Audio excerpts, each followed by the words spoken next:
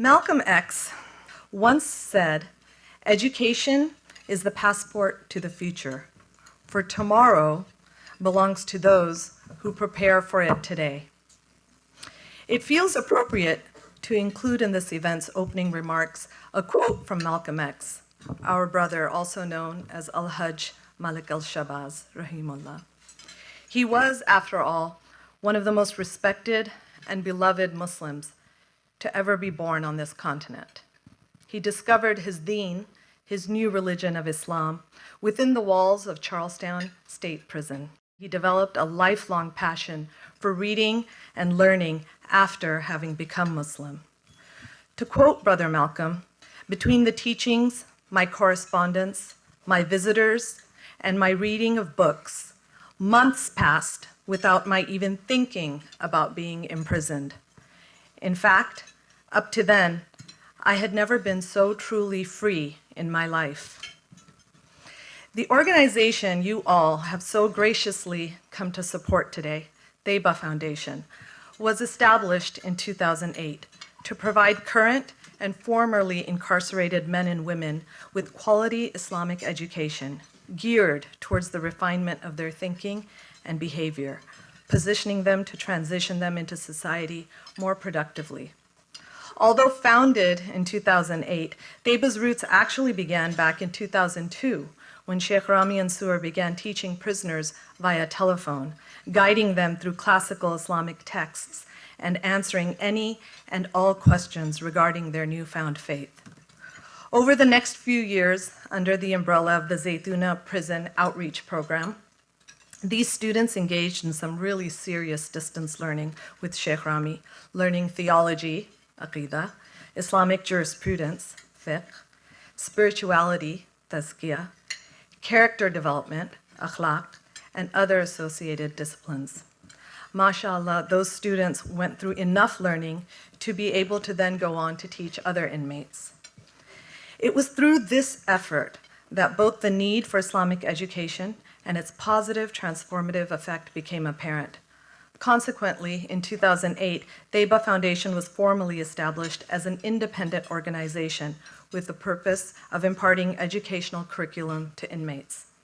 Some major underlying goals, however, included spiritual nourishment and character rectification as well. While Tayba is now a registered nonprofit educational and charitable organization in the San Francisco Bay Area, it is important for everyone here to realize that the Tayba Foundation actually serves all states, not just California. We are well aware that any and all success comes first and foremost from Allah subhanahu wa ta'ala. However, our beloved Prophet Muhammad sallallahu alaihi wasallam also told us that he who does not thank people has not thanked Allah. Therefore, on behalf of Tayba, I would like to take some time out right now before we move on with the program to publicly acknowledge and thank the generosity of our sponsors who, with Allah's blessing, made today's event possible. The Muslim Community Association in Santa Clara, Masjid al-Huda in Union City, Tayyibat Meat and Grill in Milpitas in Union City, Zaytuna College in Berkeley, the Muslim Community Center of East Bay in Pleasanton, Port of Mocha Coffee, the Khalil Center, and Islamic Relief USA. We would also like to thank Prime Party Rentals and Decorations, Sister Yamna, the volunteers, and the table leaders, and of course all of you for attending tonight.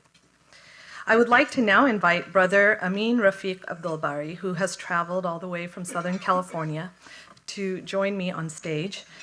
I'm looking forward to asking him some questions about what it has been like for him being first a Tayba Foundation student and now a Tayba Foundation staff member. Please welcome Brother Amin Rafiq Abdulbari.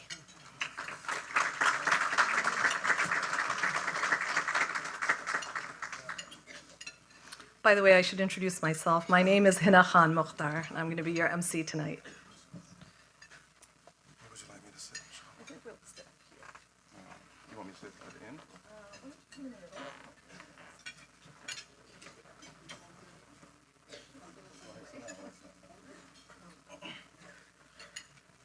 Okay. Bismillah. And make sure my phone is off. Okay. So, Brother Amin, just starting out, first of all, thank you for flying up to attend us. Thank you, alhamdulillah. Thank you for having me. So, just to start out, I was wondering if you could please tell all of us a little bit about your history. The question I wanted to begin with was to ask you how a 17-year-old named, was it Ralph Brazel? Yes, yes. Ralph Brazel Jr., 17-year-old named Ralph Brazel Jr. How does he find himself in prison with 3 consecutive sentences of life without parole? SubhanAllah. Assalamu alaikum wa rahmatullahi wa barakatuh. Alhamdulillah, my name is still Ralph, even though I prefer Amin, but alhamdulillah. So I think for political reasons, I kept my name so, under some good advice. So alhamdulillah. Thank you all for having me. Actually, my story is not different really from a lot of the stories of a lot of African-American youth and Latino youth. Basically, I was just running behind everybody else, chasing after instant self-gratification and, just wanting everything here and now, just doing what everybody around me was doing, even though I didn't need to do that, So I found myself in federal prison, sentenced to 3 life sentences for a non-homicide, non-violent juvenile drug offense. So these were for selling drugs as a juvenile. In layman's terms, I ended up in prison with triple life. Yeah. So can you share with us what you entered prison in 1993? This actually was 1991. 1991, and you discovered Islam in 1993? In 93, yes. Can you tell us Yes. about that? How you discovered Islam and what Yeah, were that your was- greatest influences? That was actually very unique. I remember there was a brother I knew, his name was Muhammad Sabri, a Jamaican brother. He's taller than me, and he was what we call a cold da'i, so he would call everybody to Islam, from whoever was locked up with him to the captain to the warden. He didn't care if you're a man or a woman. He'd go up to him, you need to be Muslim, and he was amazing. I mean, he was like truly amazing. He'd go to his own people, to the Jamaican community, and I remember he loved Ahmed Didat. Didat like that. That's what he used to always say, So, rahimahullah. But, so I saw him, I was at one prison with him, one institution, and then when I got to the penitentiary in Atlanta, I'm 19 at the time, and so I saw him, I was like, I said, you remember me? And yeah, I remember you. He said, I want you to come down here to Jumu'ah with me. And so I said, well, what's Jumu'ah? I didn't really know too much about it. I was, following the teachings of Farrakhan at the time, and hadn't really been introduced to that part of it. So I came down there, went down there on Friday, and so it was just something I saw, in prison, the different groups. Some of them might be in there at the same time. Like we would be in there at the same time as those who follow Farrakhan. They have a different room. And the Muslims would have the main room, the biggest room. And so I saw them down there. They were watching videos, and the other brothers, they were in there. They were praying, offering nafila and sunnahs. I didn't know that's what they were doing at the time. So I walked in with him. I said, well, why are they down there watching the video when the brothers are in here praying? So he said, don't worry about that. Just come in here with me. And so I remember Sheikh Mateen Sabri of Atlanta. He was the Muslim chaplain at the time. He gave a khutbah. I don't remember what he talked about, but something just hit me right here. I took my shahada immediately after the khutbah. So my situation is unique. Nobody had to give me any comparative religion texts, sit down, have talks with me, go around the track or anything like that. It just hit me. And so I don't even remember what he talked about, and I just haven't looked back since. It's something that's truly profound. Is there anything you would change about what you learned about your religion or how you learned it when you began studying the religion? What exactly did you study about the religion when you were in prison? What did you have access to as far as learning your deen? We actually had access to quite a few things, but back then there was, because of the monetary nature of the situation in terms of who has the funds and who doesn't, there was a certain ideology, so to speak, that was being pushed more than others. So we had access to certain texts. Of course we had Sahih Sitta and everything, the Sound 6 Hadith. Of course we had a lot of Qur'ans and, various books by different scholars. And I'm not going to go too deep into that because I'm not one to speak negatively, when it comes to the shuyukh, the ulama. Whether I agree with something or not has nothing to do with it. So, but there's a better way, in my opinion, that Islam, of course, can be taught, and that's by, traditionally how the sciences were taught. And we weren't taught like that. As soon as I became Muslim, we were debating Bukhari and Muslim at breakfast in the morning, immediately. I mean, and literally, this is not even an exaggeration. This is what we were doing. And we would, had a nice little case of Frosted Flakes waiting on us because all the Muslims sat together and everything, and we'd sit down at the table and we're debating. At least we weren't even debating what we thought was what was Bukhari and Muslim. It was what we thought it was, because it's the English explanation. So I kind of juxtaposed that with some information I came across years later. I can't remember the brother's name, a Latino brother who actually did a commentary of Al-Adab al-Mufrad, the morals and manners of Bukhari. And in the first 2 pages, he just totally debunked that whole line of thought because he was showing how much they had to study before they were even allowed to approach Sahih Bukhari. And this is Sahih Bukhari. And he said that his sheikh, I could go through, the different sciences and, things that he spoke about. But another thing that was really profound was that he said his sheikh of hadith, told them that anybody who approaches those things, approaches Sahih Bukhari without learning, without proper scholarship and instruction, faces like a crisis of spiritual proportions, But that's something we didn't know then. So we were doing the best we could at the time of what we had. So when did you get introduced to Tayba Foundation? When did you start studying with them? Yeah, no, I think it was 2007 or somewhere around 2007, and it was really profound for me. As I've described it more than once, I took my Shahada, back in 1993, but it's like I got introduced to Islam when I, was introduced to the table curriculum.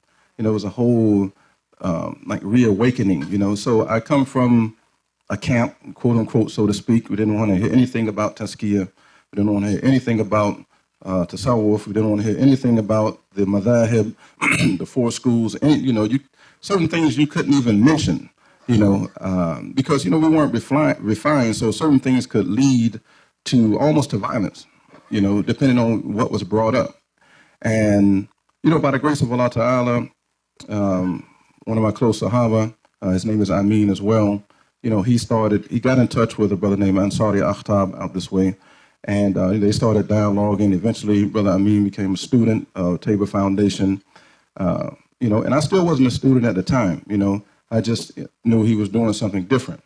And at one point, I even confronted him, about, okay, what is this? I heard you were a Sufi or something, this type of thing, right? The brother said that you this and that, and, we had a talk, and, but alhamdulillah, but by the grace of Allah, brother is very dear to me, and is here, my brother Tabari is out here. Alhamdulillah, may Allah reward him.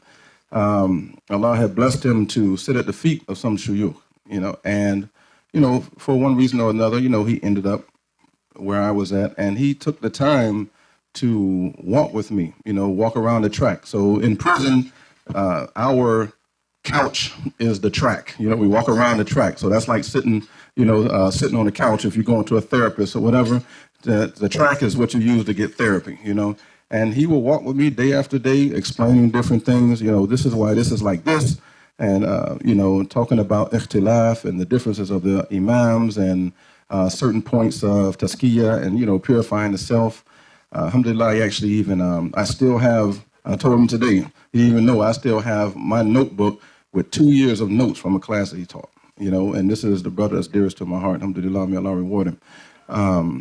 So that's something that was, it just opened up a whole nother world, especially when I started looking into, various other sciences, other than the fiqh. When you start looking into usul fiqh and you're just reading some of the basics of usul fiqh, it makes you not want to say anything to anybody about what they're doing, And I stand on that. It's like when you look at how they put in the methodology of coming up with rulings, of deriving rulings, and this is a footloose armor, but it's forward, but this one is as well, but it's not forward. That's something that's basic, and that's like basic. That's like skimming the surface. It just makes you want to tell. You can't tell anybody, oh, this is haram, or this is, so. And that was, and the reason that was profound was because just going back to what I said before about how we were when we first came in. You just came to prison. You just, like brother told me, you just a few years removed from being a barbarian, so to speak, just for lack of a better term. But and 2 years after taking your shahada, you're a scholar. You're one of the ulama, and that's how we making rulings on each other and everything. And may Allah forgive us, man. Inshallah. Amin. So we wanted to get a little bit of an insider's look to when you were in prison, how you were able to keep yourself from becoming hopeless. Because I know that you were released after 20 years, but when you were there, you thought you had 3 consecutive life sentences, triple life, right? So what was it that kept you from becoming hopeless? Yes. Actually, alhamdulillah. Well, one thing about the Muslim community inside, first of all, some of the best people I've ever met in my life are in prison. Some of the best people with the best character. The difference with the community in there is the close-knitness, the camaraderie, because we're around each other day in and day out. It's not like I'm just going to see you when you come to Juma and then that's it. Or I might see you, you might go to another masjid for Juma, so I might not see you for a month. Or I might see you at one of these events. And there we see each other every day before we get up and brush our teeth and wash our face in the morning, because sometimes you're going to come out of your cell to go to a central spot to do that instead of doing it in your cell. So we're around each other all the time. And it's like, it's a mini city, and it forces you to kind of, be together. So the day-to-day, those are things that can help you not be lonely. People still get homesick, of course. You're in prison, you can't leave when you get ready to. But that's one of the things that is different. And you kind of see it, you'll see a semblance of that more so in the African American communities on the street, more so than you might see in some of the other masajid. And that's not a knock. I'm just, it's just the nature of the situation, because, you can go to an African American masjid and you can sleep overnight there, a lot of them. But you can't do that, even where I'm at. Where I work in a masjid, you really can't do that. So it's a lot of, but, I never felt like I was going to be in prison for the rest of my life. I never felt like that, even though I went through a lot, I suffered through a lot, I missed a lot of things. I never felt like that. I just felt like, Allah Ta'ala has something else for me. I just didn't know, what that was going to be. But one thing where it really just like, where I knew for a fact that I was going home, and it's not me saying anything spooky or anything like that. I remember Sheikh Rami, and I think I did tell you this one time. It's, he went on Umrah, okay, and, when he came back, I hadn't been in touch with him for a while and everything, and he came back and we talked on the phone. He said, I want you to know I made dua for you in Mecca and Medina, in the Haramain. And that hit me like a ton of bricks. I was like, I just knew it. You mentioned my name. You lifted my name up. Somebody that's in the dungeon, out of all the people in the world, you lifted my name up in Masjid al-Nabawi, in Mecca. It was a loss. I'm like at a loss. I'm still like that, at a loss for words. But I knew for a fact that I was going home. And I don't remember what year that was. What year was that? 2009. I was home 4 years later, after doing 22 years in prison. But that was the one thing that's never left me, to this day. And I went through my bouts. I went through a certain period of 3 months that I can only kind of just explain as depression. And really the only thing that kept me going, I had only shared this, matter of fact, I only shared it with Tabari at the time. I didn't tell anybody. One of the things that kept me moving was the fact that I had a lot of responsibility. I was responsible for certain things in the community, in the overall prison community. So I had to keep moving and doing things. But anything other, I didn't want to do anything.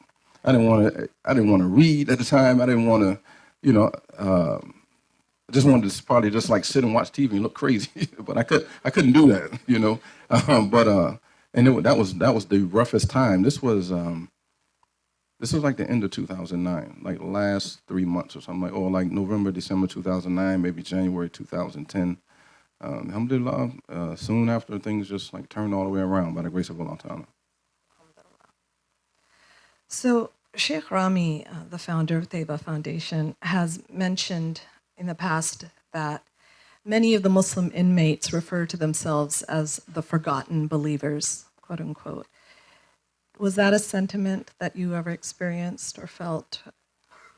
That's a reality. You know, they say out of sight, out of mind. These things don't come from nowhere. You know, being in prison is like being buried alive. It's like being buried alive because people they forget about you. You know, and people get upset. You know, sometimes for good reasons. Like I did this for this person, I did that for that person. You know, and you don't. The only person that's really going to stick with you is your mom. You know, your grandmother. You know. Not dad so much, you know. Dad like, oh, you did it, you in there, that type of thing. But moms, they're going to be there, but it's only so much your mother can do. So you're looking for support from all these people that you might used to help, especially if you were out there making a little money or whatever, used to help this person, help that person, and they just end up, forgetting about you.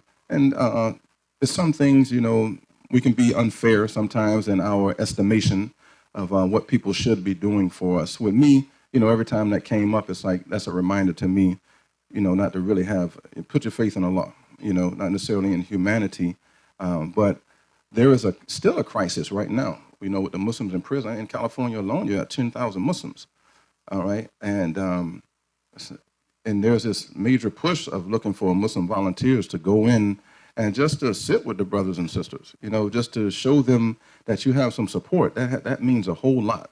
You don't have to be one of the ulama, a sheikh or a sheikha. You don't have to be that. You just go in and just show your support. You don't have to go in trying to answer fiqh questions or anything like that.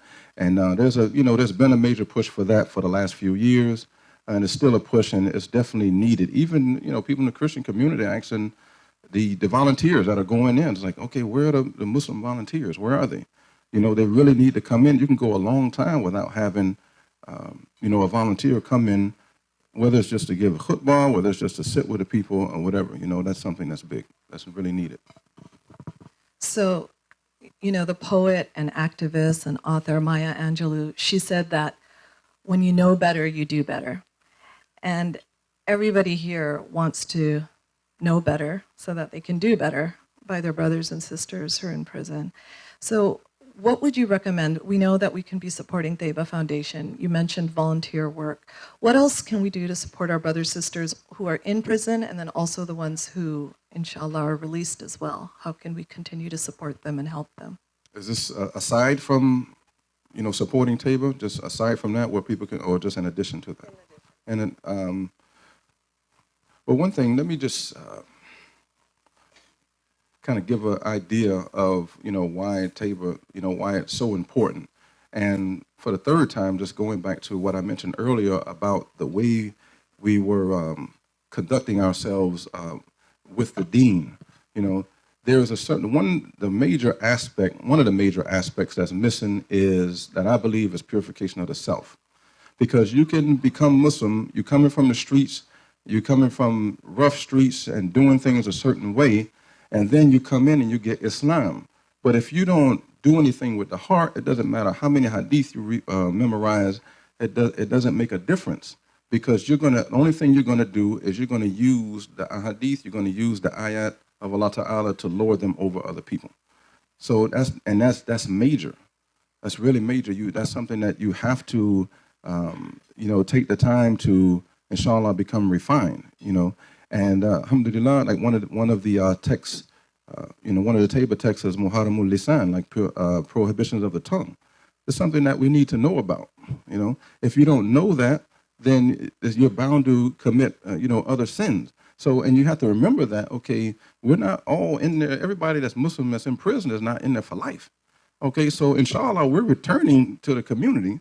And don't you want somebody returning to the community that's actually rehabilitated, somebody that's actually refined, somebody that actually can be, that can edify the community instead of helping to destroy it the way we were doing before we got locked up. And that's something that's major. Another thing is, before you get to, teaching somebody the prayer or teaching them about even what I just spoke about, there are other things, psychological issues that need to be dealt with. A lot of people in prison have, mental health issues. A lot of Muslims out here have mental health issues. That's why there's a big push. But in there, I can't concentrate, or a brother can't. I told Zahir, I told Tabari, these brothers, you can't concentrate on the pillars, the basics, if you got baby mama problems, from the street, or if you're trying to deal with this other thing, or the way that you come from a broken home.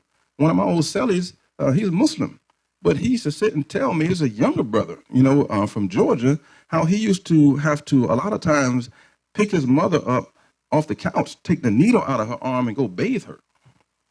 He came up like that, so I can't begin to start talking to him about Muhammad Lisan and the other things, until I help him deal with this other stuff. So if we have any Muslims who are mental health professionals, or are aspiring to be, that's one of the things that can really be used. Somebody needs to come in, go into the institutions and just start talking to people and start listening, and then helping them deal with their issues. And then, and that's the first part of the process, because everything else doesn't mean anything. It's like a kid out on the street that's poor and doesn't have any place to stay. How you gonna talk to them about Islam? You need to give him some type of, financial stability and everything else first, where he can feel safe, or she can feel safe, and then everything else starts to come. So to wrap up our conversation, can you share with us a little bit about what you're doing now since you came out in 2013, and how has life been going, and what have you been up to? Oh, life is great. So, alhamdulillah. I have no complaints. People ask me how I'm doing. I have no complaints. Allah is Allahu Akbar, excuse me. And alhamdulillah, when I first got out, alhamdulillah, Sheikh Rami blessed me with my first job opportunity. I actually became a Tayba staff member and was able to help facilitate the curriculum for other brothers and sisters on the inside, and do some little bit of administrative, work on Salesforce and some other things. And, alhamdulillah, I was able to help out with the finance team with Seekers Hub at the time. And, through that, alhamdulillah, I ended up meeting who is now my wife. Her name was Aisha. And ended up getting a job at the Islamic Center of Irvine in Irvine, California, Southern California. And I came on first as the, just administrative assistant, office assistant. And alhamdulillah, now I'm the operations manager there at ICOI. And that's something that's, alhamdulillah, it's a blessing that's not lost upon me.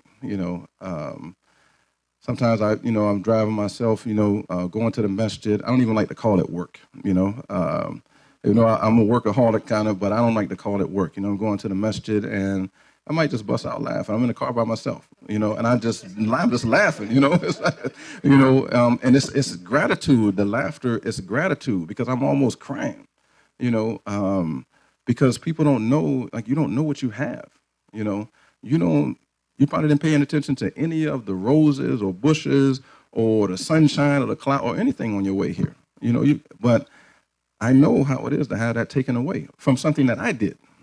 Okay, so it's not me blaming somebody else. I was in prison for something I did. Granted, it didn't warrant all that time, but that's a discussion for another time and place. But so I don't have a problem with sitting at the light. I don't have a problem with parking way away from the entrance of the mall. I don't care. I'll park way over there and walk. I'm good. And then, I get to the masjid and I'm responsible for everything. People ask me what I do. I say, whatever comes to the window. Well, it doesn't make it. I'm responsible for security. I'm responsible for cleaning. I'm responsible for donations, and we're responsible for Ramadan setup. We're in major Ramadan mode right now. I tell people when I'm talking to them, they're talking about right now, I'm referring to Ramadan. I'm already in Ramadan right now. I might as well be fasting. It's that much preparation and everything that goes into it. Having to get permits, having to make sure, the committee making sure that we're getting the food there, because we're going to be selling dinners every night, making sure the tents get. It's just, and this, alhamdulillah, who was just conferred this like weighty amana upon me and trusted me with that, and coming out of prison where I didn't get just shunned, and I've been shunned in other instances, but I was hired by a former CEO of a Fortune 500 company to do that job, and that's not saying anything about me. It's only by the grace of Allah Ta'ala. Jazakallah khair, brother. Okay, alhamdulillah.